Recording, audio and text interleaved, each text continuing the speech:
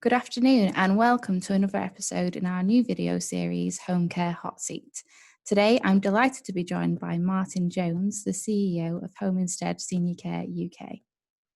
Thanks so much for joining me. I really appreciate it. You must be really busy. Yeah, it's been. I've coined a phrase recently. The extraordinary is now become the new ordinary, in the sense that we're in a very different world now, aren't we, than we were 12 weeks ago. Yeah. And it's going to be the same probably now for the next 12 to 18 months. So minimum. So it's just that new way of working. There's some. It's been a dreadful 12 weeks, but there's also been some opportunities over the last 12 weeks as well. So it's like anything, there's ups and downs, and trying to keep yourself positive and the team positive, and most importantly, all the caregivers positive, is so we can support our clients. So it's been challenging, but there's been rewarding as well. Yeah, absolutely. Okay, so I just wanted to start by asking you about your recent acquisition of SuperCarers. As part of your plan to extend your living care offering. What triggered the move and what attracted you to this company? I think there was a few reasons why SuperCarers was of interest. Home Instead, we've been talking to SuperCarers for some time, on and off, since their inception, probably about 4.5, 5 years ago. And one thing that attracted to us was the technology platform. Was very innovative, and I like the way it matched clients and caregivers. The culture, the reasons why Adam and Daniel, who set up SuperCarers, the business, in terms of the reasons why they did it was important to us, because if you are going to acquire or merge any business, you've got to have the same culture and values to make it work. So that was the other one. And they also, in terms of, we've always done living care as Home Instead, but we've never quite found that secret sauce to make it work. And by integrating SuperCarers into our model, just really felt right. The timing was right. The technology platform was right. It gives that matching platform that we didn't have. And it also gives the experience of living care that SuperCarers brought. So it was kind of, week 2 of lockdown was where the opportunity came up. So timing wasn't the best in the world, because obviously there was a lot of other things to do. But it's a bit like the old Churchillian quote, out of every crisis is an opportunity. And that's one of the opportunities that we got in Home Instead. So it was the right thing to do. Okay. Living care has actually been a relatively unknown care option for some time, hasn't it? Why do you think the public's suddenly hearing about this now and it's becoming more popular? I think living care is a bit like, well, it obviously is home care, it's care at home, so it's just extending out the care continuum. And I think, unfortunately, what we've seen with the dreadful circumstances that happened in the care homes has made the awareness of general public think more about how can I look after mum and dad safely, securely, and ensure their well-being is being met in their own home. And obviously, care at home is one of them. And obviously, care, living care just extenuates that. So it's always been there. It's always been there as a viable option, but I think it's been put to front and centre by COVID and the aspects of COVID. So I think I think it'll continue to be that. And I think there's a whole education piece that needs to happen with the general public around home care per se. And social care, but which is a bigger piece of. But living care within that has got a great opportunity, and it lives alongside residential. It doesn't have to replace, but it lives alongside residential in terms of giving the customer, the older person, choice and where they want to be, which is in their own home. Yeah. So you don't think that living care poses a threat to nursing and residential homes? Well, I think I think it's about choice. I think it really is about choice. We need to, home care per se, in terms of we need to change the whole lens that people look at looking after older people. And home care is a viable option. So living care is just part of that care continuum at home. So the residential will be right for certain people, but over the next 50 years, our population of over 65s is going to increase by 8.2 million people. So that's probably the size of London. So if you extrapolate that, there isn't enough bricks and mortar you can build in terms to cope with the age wave that's ahead of us. So I think it's about choice. It's about giving people a choice. And there are some people at residential is right, but there are some people, and a good majority of are older people, whereby staying at home where they want to be, where the loved ones can come and still visit them, the family members, etc. It is the right thing to do. So I think they can work alongside it, and it won't be right for everyone, but I think it all comes down to choice for me. Okay, you mentioned the ageing population. There are challenges around the lack of accessible homes for an ageing population. What does that mean? What needs to be done to ensure that elderly people can realistically and safely stay in their own homes long term? I think that's really providing them with. It's about prevention rather than cure. So it's really looking at how we can give them the support they need, whether that's through the caregivers, whether that's through technology, whether that's through adapting the home that they live in. And there's numerous things that can wrap around the elderly person as they age well in their own home. And I think this has given us, COVID has given that unique opportunity to say, well, actually, home is where I want to be. And it's about really educating the public on this different aspect and about availability and perception of social care. So I think it's really those three things for me in terms of using that adaptation and to enable them to stay in their own home, and therefore it's not about it's about prevention and that enablement. That's the real key thing for myself, I think. Okay, thanks, Martin. So how does SuperCarers fit in with your other services? Well, it really just feels part of that care continuum. So as I say, we do everything from companionship to home help to personal care, obviously to dementia, end of life, and then obviously living care forms part of that. So really now we can offer the whole spectrum from end to end and enable a client to stay where they want to be. So it's a bit like my father, and the reason why I came to this sector, that unfortunately my dad had prostate cancer, my mum had passed, and I was his main carer, and we couldn't find a solution to keep my dad in his own home. And then, if there would have been something like living care, that would have been absolutely ideal for that wraparound care for my dad. But unfortunately, he had to go into hospice, and the hospice was fantastic, but that's not where he wanted to be, and so it just gives us that opportunity and flexibility for us now. And I think obviously as well, with the technology we're looking at, that really helps us to do that in terms of living aspect. Okay. Moving on to the topic of COVID-19, what are the main challenges that you are facing as a private provider?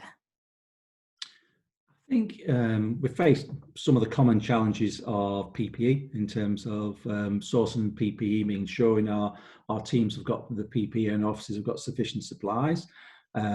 We had a challenge and we still have a challenge, but it's less so now, but we've always had a challenge of our caregivers self-isolating. So I think at our peak, we had about 1,400 caregivers self-isolating. So that meant we had to pivot quite quickly to ensure our clients get the support. There's a lot about all our workforce and our owners and our teams, ensuring that that the well-beings are being met, that they have the necessary support, because there are some really challenging times, and there were some really challenging times. So you need to keep people motivated and forward facing. And most importantly of all, it's reassuring our clients, and particularly those with, who maybe have, dementia or different aspects like that, in terms of that, we are following all the government guidance. We've got the PPE, we've had the training, that when a caregiver comes into your home, that it's safe and it's secure to look after you. And I think that's really important. And I think that goes from the caregiver's aspect. It also goes from the client aspect as well. It's both really, to ensure that you give that feeling of safety and security while this crisis is unfolding in front of our eyes, really. And what has the recruitment side been like? How you? Sorry, I'm going to reword that. Okay. So what has the caregiver recruitment been like for you during this period, and how do you support caregivers?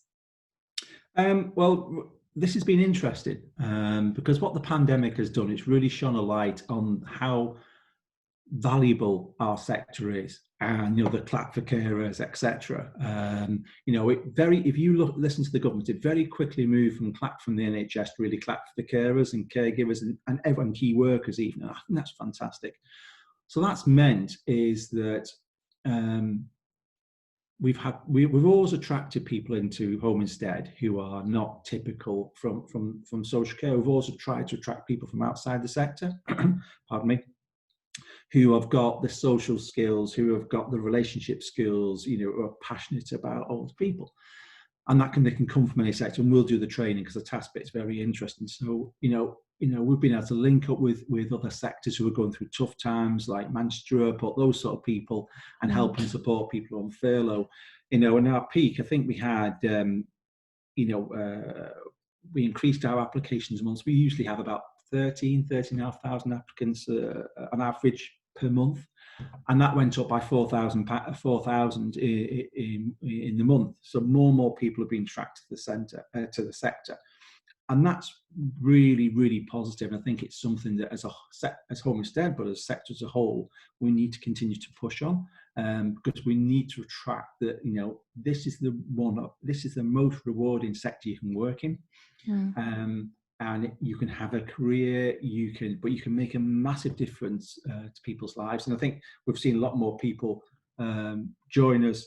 And in terms of, we've put a lot of wellbeing support into our caregivers. We've been able to do a lot virtually in terms of training our caregivers. We had to pivot ourselves really quickly in terms of how we recruit and retrain and train someone, so enable us to get them, particularly in those early days when we have 1,400 caregivers self-isolating, to get people out to work quickly, but not cutting corners. And I think this is what what COVID's made us all do, that use technology and move more fleet of foot. We work very closely with the different regulators across the 4 countries to ensure that we're still getting the right background checks, etc., but enabling we can get the caregivers out. So it's been challenging. But there has been, again, there's been an upside. We have seen an influx of people wanting to work with Home Instead Senior Care, which is absolutely great. That's great news. And how confident are you in retaining that workforce? I think it's like anything. People, if they've got a business that actually shows them a structured training program, how they can succeed within their career, has a great well-being and supportive element to it. I think we will keep the majority of these caregivers. I really do, because sometimes there's different sectors who have, we have always recruited on our cultures and values. And I know a lot of businesses say that, but they don't actually mean it. So in terms of, ours is relationship-based care. So the most important thing is the magic is when you have a great caregiver, really interacts well, has a great relationship with the client. And I think we work hard on that. And if you work hard on the culture aspect and people want to come to work, naturally, well, they don't then, yourself, anybody in any industry, you don't tend to look elsewhere. It's a rewarding career, and we've had a lot, of stories. We had, one of our caregivers in Salford actually self-isolated herself with a client away from a younger family to actually continue to look after that client. She didn't need to, she didn't have to, no one asked her to, but she wanted to ensure that the client was going to get the care she deserves. Now, yes, she's had to make some sacrifices, but she's found it so rewarding. And I think that's what we need to keep on pushing at in terms of rewarding. It's, pay and benefits, they're important, but having a rewarding career, knowing you've made a difference, and having the backup of a business that gives you the right training and support and well-being. And well-being is really important through this. And that's what we've really managed to do quite quickly and very well. Right, thank you. Are you concerned at all about a second wave, and are you prepared for this? That's a great question. I speak to quite a few people in the NHS, some quite senior people in the NHS, and I know the Department of Health and Social Care as well. And obviously my colleagues, and I have my own thoughts. We've managed to adapt our way of care in terms of the introduction of technology. So I think it'll be interesting. I do think there'll be a second wave, but probably not as big as the first. But we've got to couple with that in the sense that we always have a wave of flu in autumn, winter. Now, my belief, and I've got no findings on this, but my belief is that because of the way that now society as a whole, in terms of its hygiene and washing of hands and the social distancing, etc., that will also reduce the spread of flu. Because obviously, catch it, bin it, kill it has always been one of those adages we've had for years.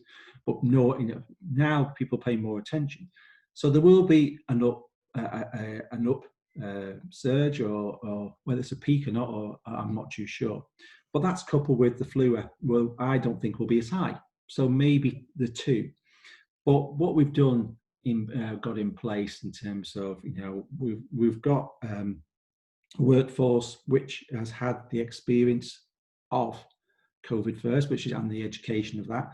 We're well geared up in terms of our PPE requirements now, and we've got a good supply chain. We've got a portal; it's all there. Our technology people, both from an operational standpoint and from a client standpoint, have embraced technology, so we're in a better place in how to communicate with our clients and caregivers more than we were before. We've got a reactive training and recruitment platform, which we talked about just then, so we can get that rapid response, if you like. So we've created, and we've actually created some bespoke services, particularly around COVID, in terms of, so if someone is self-isolating, how can we continue to help and support them through that? So we've created some bespoke services.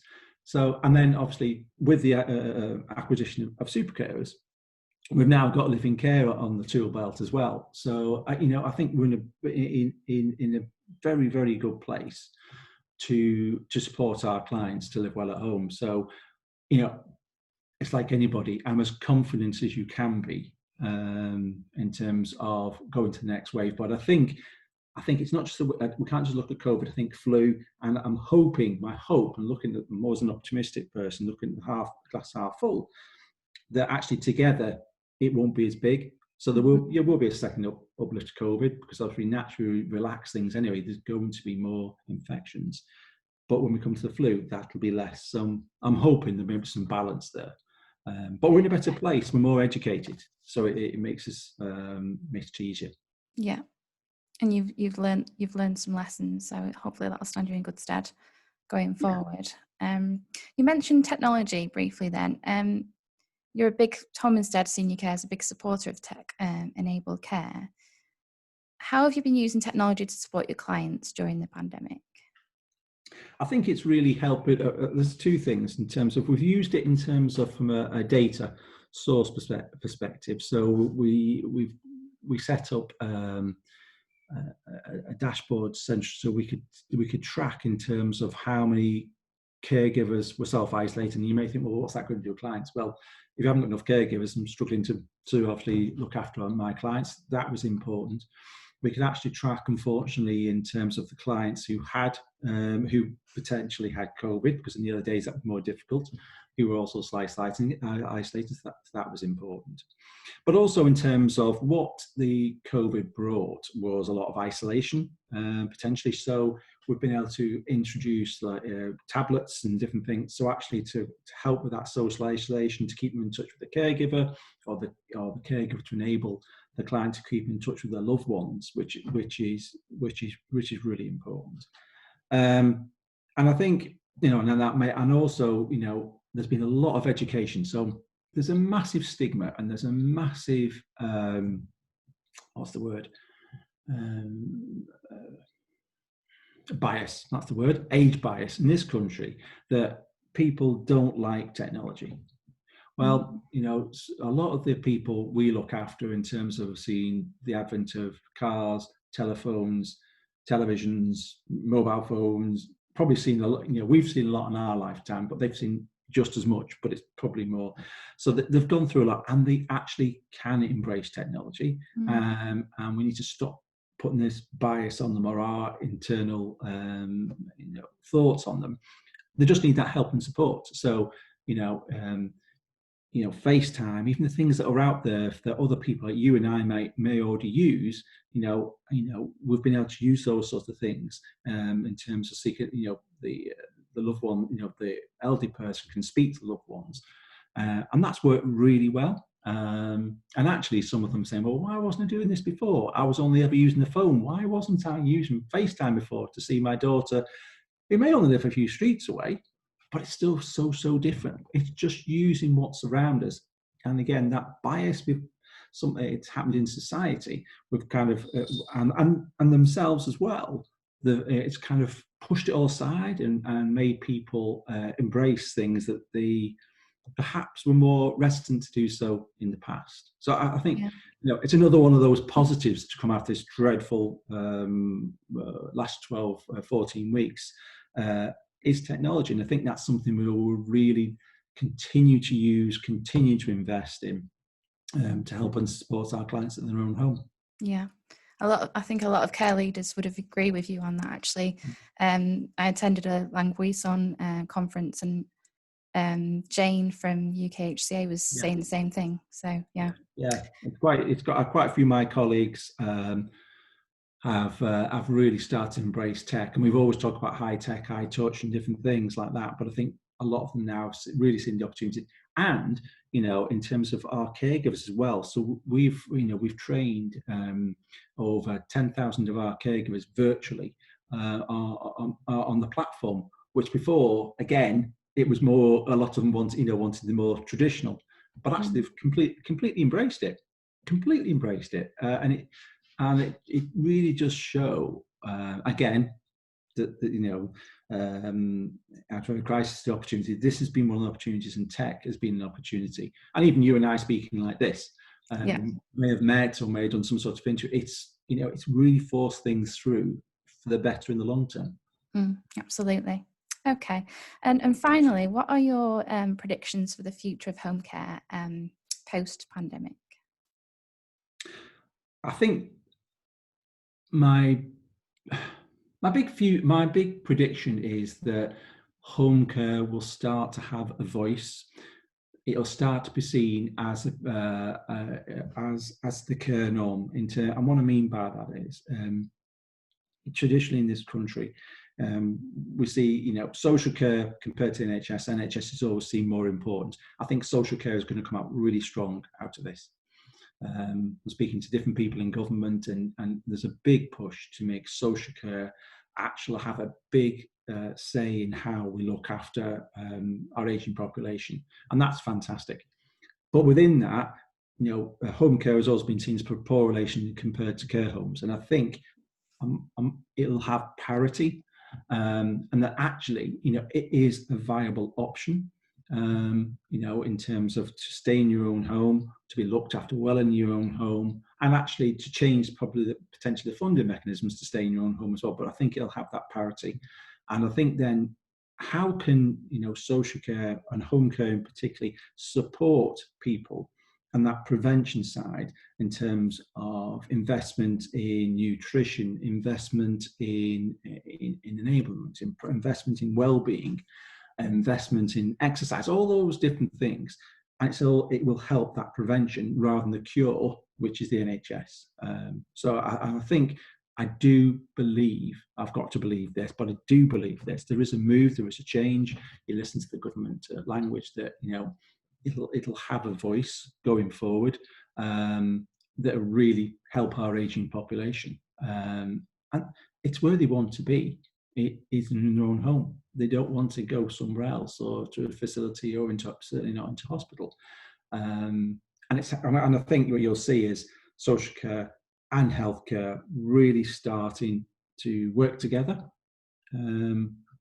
That's my belief, and that's my hope, and I think that's what I think I'm pushing for. I know Jane's pushing for that as well. So I think it's really important that the two work together side by side.